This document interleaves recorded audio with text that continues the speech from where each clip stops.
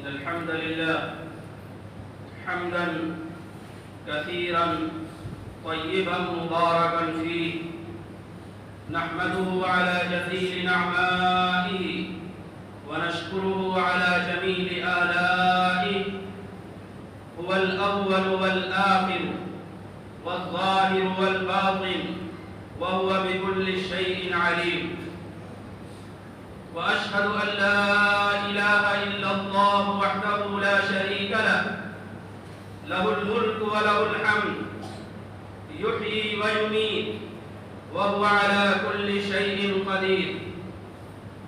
وأشهد أن سيدنا محمدًا عبده ورسوله صلى الله عليه وعلى آله وأصحابه وأزواجه وذرياته وأهل بيته ومن تبعهم بإحسان إلى يوم الدين. أما بعد، فيا أيها الإخوة المؤمنون، أوصيكم ونفسي بتقوى الله عز وجل، لأن الله عز وجل يقول: ولقد وصينا الذين أوتوا الكتاب من قبلكم وإياكم أن اتقوا الله. وأوصيكم ونفسي بالاعتصام بحبل الله المتين، وحبل الله هو القرآن.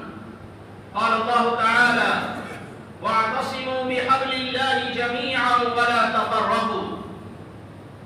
أيها الإخوة المؤمنون، القرآن الكريم هو الكلام المنزل على سيدنا محمد صلى الله عليه وآله وسلم،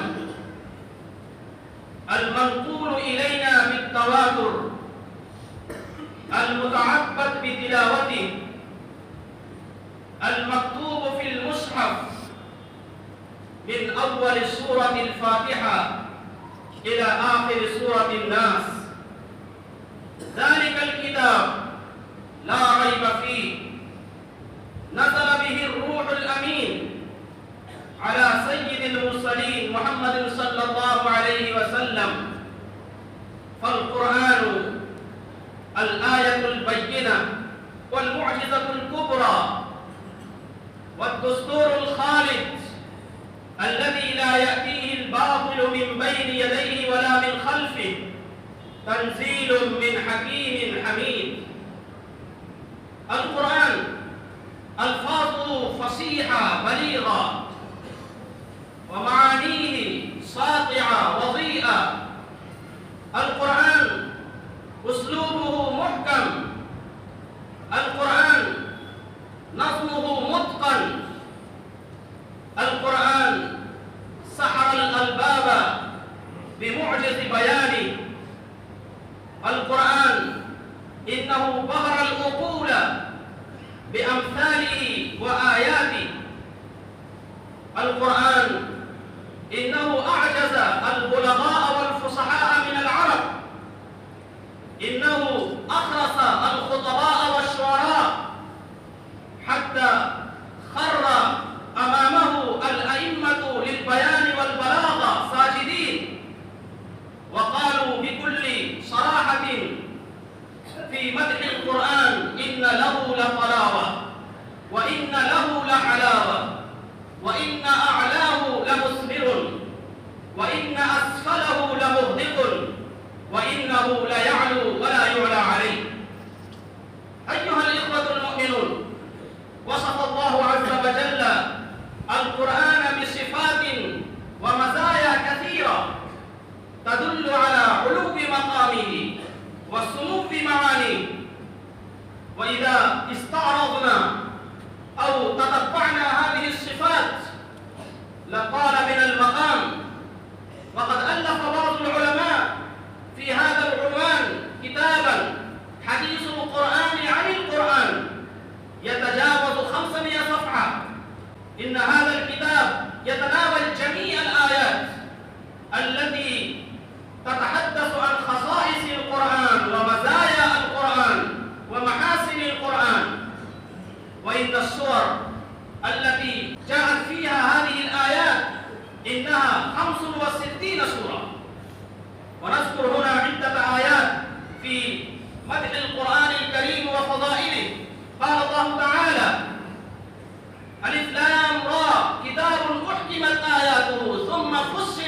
لدن حكيم خبير.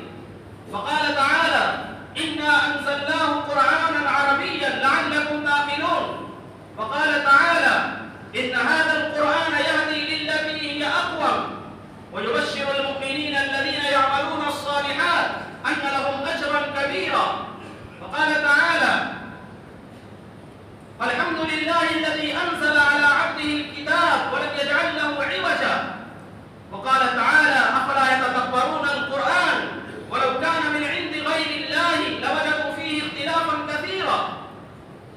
وكذلك وصف النبي صلى الله عليه وسلم القرآن بصفات ومزايا كثيرة، ومن هذه الصفات ما رواه عبد الله بن مسعود رضي الله عنه قال رسول الله صلى الله عليه وسلم: إن هذا القرآن مأدبة الله في الأرض فتعلموا من مأدبته، وإن هذا القرآن حبل الله المتين والنور المبين والشفاء النافع، وإنه عصمة لمن تمسك به، وإنه حرز لمن اتبعه، وإنه لا تنقضي عجائبه ولا تبلى شدته.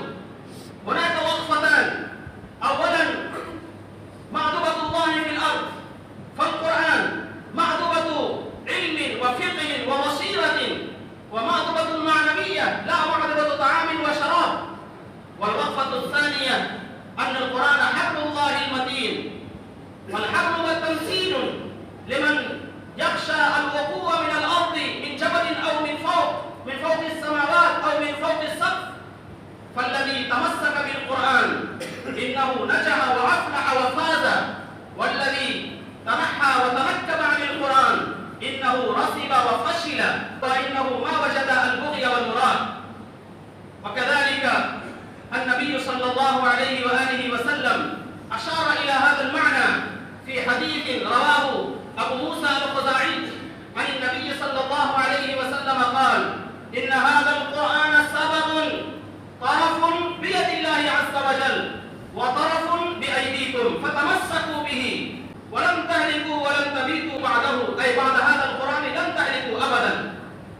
أيها الإخوة المؤمنون، هذه بعض الفضائل للقرآن الكريم، وهناك فضائل لحملة القرآن الكريم، فإن حامل القرآن الكريم على غيره له فضل كبير، فضله على غيره كفضل العلم على الجهل وكفضل النور على الظلمة. وإن حامل القرآن الكريم هو معمور بالخير ومغمور بالإحسان، وإن الذي لا يحفظ شيئا من القرآن الكريم فإنه كالبيت الخريب. وإن الذي حمل القرآن الكريم سواء حفظ كاملا أو حفظ بعضا فإنه يكون في ظل الله عز وجل يوم لا ظل إلا ظله. وهذا معلوم أن الماهر بالقرآن الذي يجيد تلاوته والذي يتقن قراءته فإنه يكون في الآخرة في منازل الملائكة الصفرة الكرام البررة. فإذا كانت هذه الفضائل لحملة القرآن الكريم فلا بد أن يكون حملة القرآن الكريم متصفين بالآداب التي تقتضي هذه الصفات. ومنها ما رواه عبد الله بن مسعود رضي الله عنه: ينبغي لمن حمل القرآن الكريم أن يعرف بليله إذا كان الناس ينامون، وأن يعرف بنهاره إذا كان الناس يفطرون، وأن يعرف ببكائه إذا كان الناس يفرحون، وأن يعرف بحزنه إذا كان الناس يضحكون، وأن يعرف بتواضعه وبخشوعه أمام الله عز وجل إذا كان الناس يختالون. وكذلك قال الإمام فضيل بن عياض رحمه الله: حامل القرآن حامل رأية القرآن، لا ينبغي أن يلهو مع من يلهو، وأن يسهو مع من يسهو، وأن يلغو مع من يلغو. وقد قال النبي صلى الله عليه وآله وسلم: إذا قرأت القرآن فكأنك عملت بالقرآن، وإذا ما أنت قرأت القرآن وما عملت به فمعنى ذلك ما قرأت القرآن كاملا. وقد أشار إلى هذا المعنى النبي صلى الله عليه وسلم في أحاديث أخرى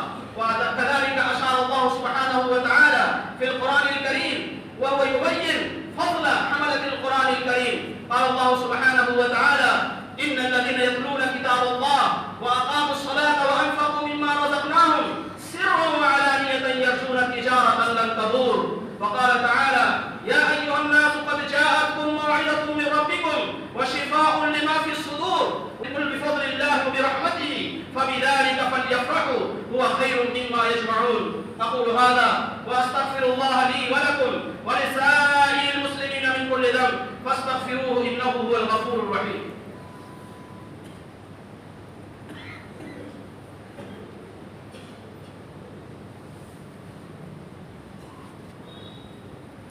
الحمد لله نحمده ونستعينه ونستغفره ونؤمن به ونتوكل عليه ونعوذ بالله من شرور أنفسنا ومن سيئات أعمالنا. من يهده الله فلا مضل له ومن يضلله فلا هادي له. ونشهد أن لا إله إلا الله وحده لا شريك له ونشهد أن سيدنا محمدا عبده ورسوله صلى الله عليه وعلى آله وأصحابه وأزواجه وذرياته وأهل بيته وبارك وسلم تسليما كثيرا كثيرا. أما بعد فيا أيها الإخوة المؤمنون إن الله سبحانه وتعالى أمركم بأمر بدأ فيه بنفسه وثنى بملائكته المسبحة لقدسه وثلث بكم أيها المؤمنون حيث قال مخبرا وآمرا: أعوذ بالله من الشيطان الرجيم. إن الله وملائكته يصلون على النبي يا أيها الذين آمنوا صلوا عليه وسلموا تسليما. اللهم صل على محمد وعلى آل محمد كما صليت على إبراهيم وعلى آل إبراهيم إنك حميد مجيد. اللهم بارك على محمد وعلى آل محمد كما باركت على إبراهيم وعلى آل إبراهيم إنك حميد مجيد. اللهم صل وسلم على سيدنا ونبينا محمد وعلى آله وأصحابه ولا سيما على سيدنا أبي بكر الصديق صاحب رسول الله في الغار، وعلى سيدنا عمر الفاروق قامع أساس الكفار، وعلى سيدنا عثمان ذي النورين صاحب الحياء والوقار، وعلى سيدنا علي المرتضى أسد الله الجبار، وعلى سيدي شباب أهل الجنة الحسن والحسين رضي الله تعالى عنهما، وعلى أمهما سيدة النساء فاطمة الزهراء رضي الله تعالى عنها، وعلى أم النبي المكرمين بين الناس أبي عمارة حمزة وأبي الفضل العباس، وعلى سائر الصحابة والتابعين ومن تبعهم بإحسان إلى يوم الدين. أولئك حزب الله، ألا إن حزب الله هم المفلحون. اللهم اغفر لي ولمن أحسن إلي ولوالدي ولجميع المؤمنين والمؤمنات والمسلمين والمسلمات.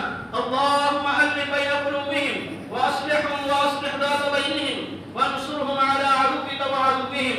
اللهم أعز الإسلام والمسلمين، اللهم أذل الشرك والمشركين، اللهم أهلك أعداءك وأعداء الدين، اللهم شتت شملهم، اللهم مزق جمعهم، اللهم فل حدهم، اللهم نكس أعلامهم، اللهم ألق في قلوبهم الرعب والجبن، اللهم خذهم أخذ عزيز مقتدر.